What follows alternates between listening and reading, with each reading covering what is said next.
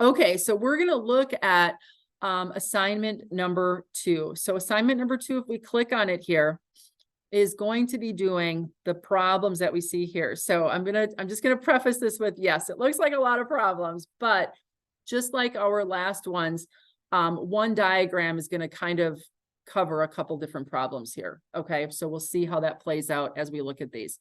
So our first one is gonna be 320, and this one is found on page 60 in our book.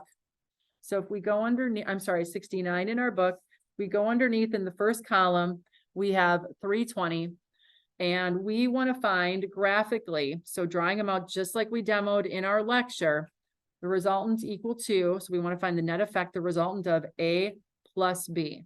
And then A and B are identified right down here. Okay, so just simply adding those two together. Then we're going to go down to 323. Okay, and this time we've got 3 vectors to add together to find the resultant. So A plus B plus C, doing tip to tail vector addition. And then the last one, vector addition, we've got 5 vectors, adding those together to find their resultant. That's number 25. Okay. Now we're going to skip down and we're going to go to problem 32. Problem 32 is a vector subtraction, and it's using the vectors in 320, the first problem that you did, and we're going to take A minus B. So we're going to go back up to 320 where you did this one originally, and you can just take these very same vectors in their orientation, but this time we're going to subtract off B. So do the negative value of B and then add the negative to A, okay, to find J. All right, turn the page. Then for 44 and for 45, we're going to be doing C plus A minus B using the second diagram. Okay, so the second diagram is number 23 here. So you drew the originals. Now you're going to do the subtraction doing the other ones. Okay, so again, what I would suggest is when you draw these the first time, then copy them so that you can do the copy paste for the next ones as well, and you don't have to keep redrawing. Okay. And then you're going to notice that 48 and 49 are going to use the 325 diagrams to do these vector subtractions for those 5 vectors. Okay, so just rearranging those.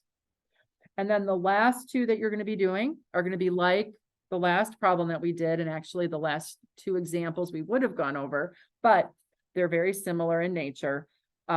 We have a vector equation, as we call it out here. We have the values down here with 2 unknown magnitudes. We have C and E, okay? And then in 59, we've got the vector equation.